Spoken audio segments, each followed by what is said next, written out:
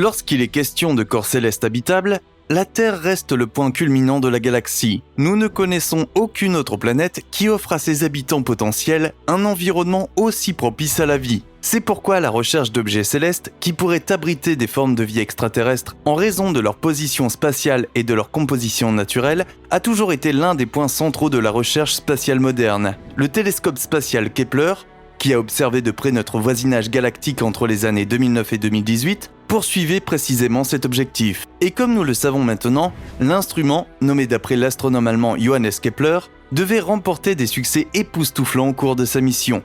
Quels corps célestes ont été ajoutés à la carte des étoiles avec l'aide de Kepler? Et lesquelles de ces exoplanètes pourraient contester à la Terre son rang de havre de vie le plus florissant? Nous allons vous le révéler maintenant. Vous voulez nous rejoindre dans notre voyage vers les découvertes révolutionnaires dans l'univers? Alors n'oubliez pas de vous abonner et d'activer la cloche de notification pour être informé de nos vidéos à partir de maintenant. Montrez-nous que les sujets de nos vidéos vous plaisent en mettant un pouce bleu.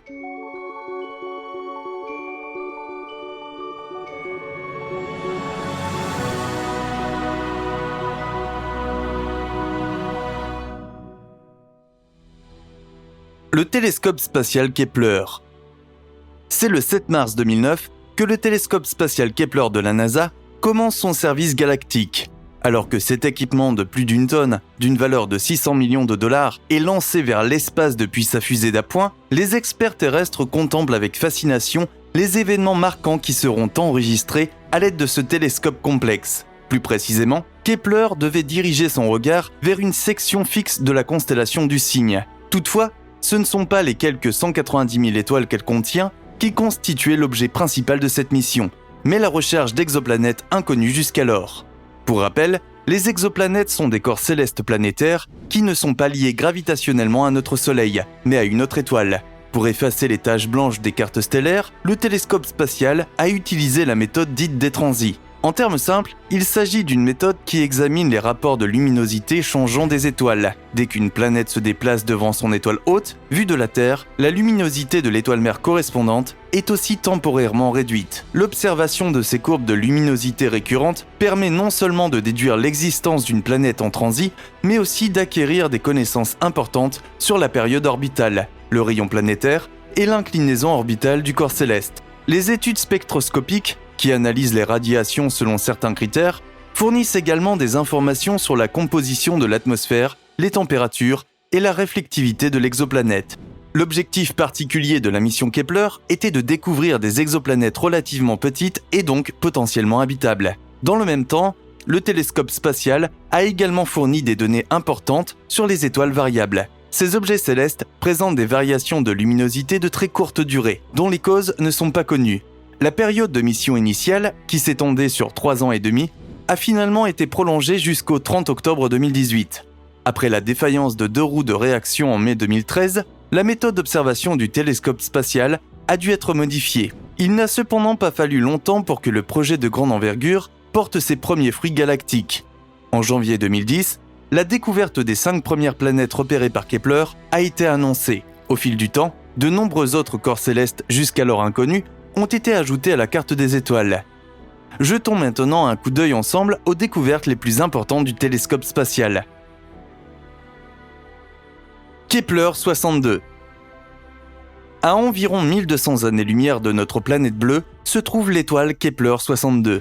Nous savons aujourd'hui que l'objet situé dans la constellation de la Lyre est légèrement plus froid que notre Soleil et qu'il est orbitalisé par au moins 5 exoplanètes en même temps. Ce sont surtout les 2 planètes extérieures, Kepler 62e et Kepler 62f, situées dans la zone habitable, qui ont suscité l'intérêt particulier des chercheurs terrestres. Certaines indications laissent penser qu'il s'agit de planètes rocheuses qui pourraient accueillir de l'eau sous forme liquide durable. Certains experts vont si loin dans leurs propos qu'ils supposent même que les 2 corps célestes représentent des planètes dites océaniques.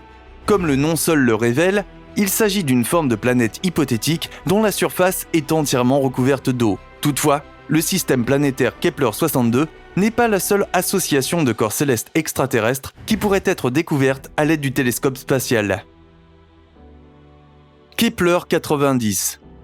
En octobre 2013, des responsables ont annoncé la découverte du système planétaire Kepler-90. L'étoile haute éponyme est une étoile de la séquence principale située à 2800 années-lumière de nous et qui, selon nos connaissances actuelles, est légèrement plus grande et plus lumineuse que notre Soleil. Actuellement, nous savons qu'au moins 8 planètes tournent autour de Kepler-90. Ainsi, ce groupement galactique est le seul système connu qui comprend autant de planètes que notre système solaire domestique. Les données recueillies jusqu'à présent suggèrent que les 6 planètes intérieures pourraient être des mini-Neptunes ou des super-Terres compactes. Les 2 planètes les plus externes, quant à elles, sont classées comme des géantes gazeuses. La constellation spatiale des différents corps célestes montre que les planètes correspondantes sont beaucoup plus denses que dans notre système solaire. L'orbite de la planète Kepler-90 la plus éloignée correspond approximativement à l'orbite de notre planète bleue autour du Soleil. Si les premières planètes de ce système ont toutes été localisées en 2013, le dernier corps céleste planétaire connu à ce jour, Kepler-90i, a suivi en 2017. Kepler-186f. Si nous devions voyager à 490 années-lumière de notre Terre dans la constellation du Cygne, nous y rencontrerions l'exoplanète Kepler-186f.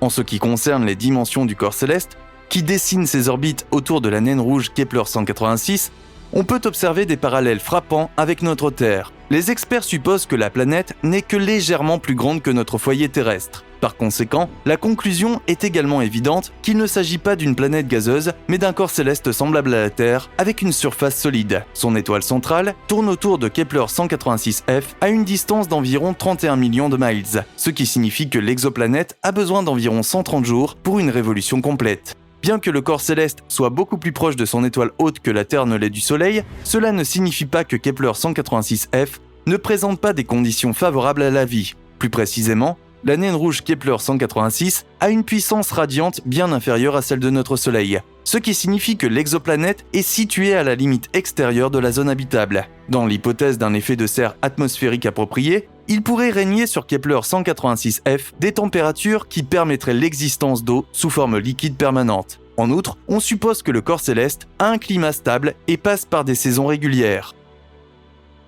K2-18b. Dans le cadre de l'étude de la planète extrasolaire K2-18b, les chercheurs ont enregistré une étape galactique très remarquée. Pour la première fois, les experts terrestres ont pu détecter de la vapeur d'eau dans l'atmosphère d'une exoplanète. K2-18b a été initialement découverte en 2015 avec l'aide du télescope spatial Kepler. Les données révolutionnaires qui ont suggéré l'existence de vapeur d'eau atmosphérique seront livrées par le télescope spatial Hubble quelques temps plus tard. Le corps céleste est situé à environ 110 années-lumière de notre planète bleue, en orbite autour d'une étoile naine dans la constellation du Lion. Étant donné que K2-18b se trouve également dans la zone habitable de son système natal, il s'agit de la première exoplanète connue de l'histoire qui remplit manifestement les 2 conditions de base pour la formation éventuelle de la vie, les températures appropriées ainsi que l'existence d'eau. Les chercheurs ont indiqué que la planète est probablement composée de silicates et de glace. Bien que l'existence d'eau liquide à la surface du corps céleste n'ait pas encore été prouvée, de nombreux experts pensent que les chances sont plutôt favorables. Si cela est vrai, il est théoriquement possible que les premiers organismes se soient déjà formés sur K2-18b. Toutefois, pour vérifier la validité scientifique de cette hypothèse, l'exoplanète, qui fait 2 fois la taille de la Terre et 8 fois sa masse, doit être étudiée plus en détail. Kepler-1649c. Selon Jeff Coughlin, directeur du K2 Science Office du SETI Institute, Kepler-1649c est l'exoplanète la plus semblable à la Terre jamais découverte. Mais qu'est-ce qui a poussé le membre de cette organisation, dont la mission est de rechercher une vie extraterrestre intelligente, à cette déclaration audacieuse ? Il est certain que le corps céleste n'a été découvert qu'après que Kepler eut cessé son service. Une nouvelle observation des images capturées par Kepler a finalement révélé l'existence de la fascinante exoplanète. Officiellement, Kepler-1649c est classé comme une planète rocheuse dont le rayon est 1,06 fois celui de notre Terre.